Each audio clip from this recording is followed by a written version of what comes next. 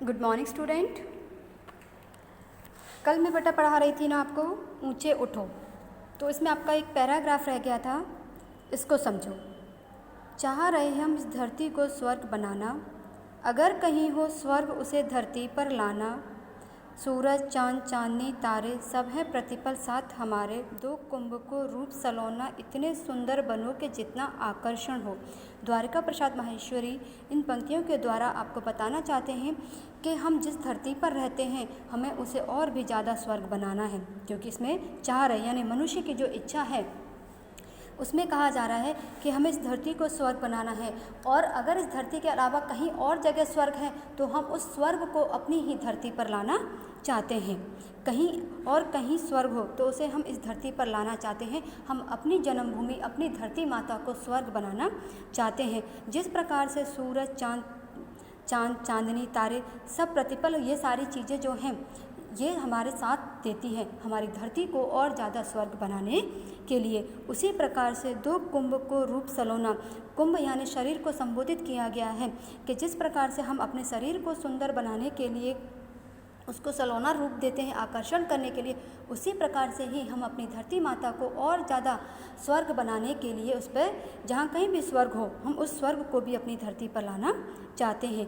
इसीलिए कहा गया कि इतने सुंदर बनो कि जितना आकर्षण है, और हम उस चीज़ से जितना भी मोह रखते हैं उसके प्रति आकर्षित होते हैं उसको वहाँ पर लाना चाहते हैं। उसी प्रकार से जिस प्रकार से हम अपनी धरती को स्वर्ग बनाना चाहते हैं, सुंदर बनाना चाहते हैं, उसी प्रकार से जिस प्रकार से हम अपने शरीर को आकर्षण बनाते हैं कि हमारे शरीर को देख के कोई भी अट्रैक्ट हो।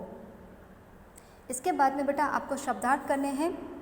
एक दृष्टि से समान भाव से बिना पक्ष के, द्वेष शत्रुता की भावना, अतीत बीता हुआ समय, पोषक पुष्ट करने वाला, बलवान बनाने वाला, लाभकार, द्योतक सूचक, बंधन होता है प्राचीन रूढ़ियों का बंधन, चिरंतन प्राचीन या पुराना, शाश्वत हमेशा रहने वाला, प्रवाह गति, कुंभ घट।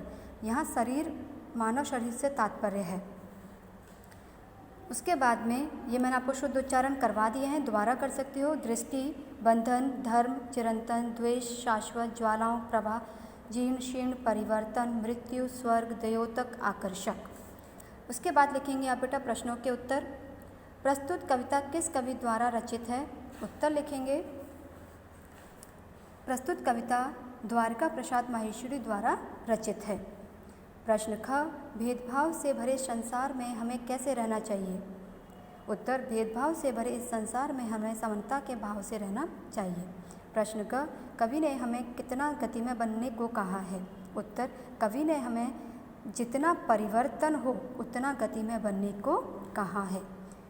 प्रश्न घ, कवि के अनुसार मनुष्य को कितना सुंदर बनना चाहिए? उत्तर, कवि के अनुसार मनुष्य को जितना आकर्षण है उतना सुंदर बनना चाहिए। होमवर्क में बेटा आपको ये कविता याद करनी है, प्रश्नोत्तर याद करने हैं और काम पूरा करना है।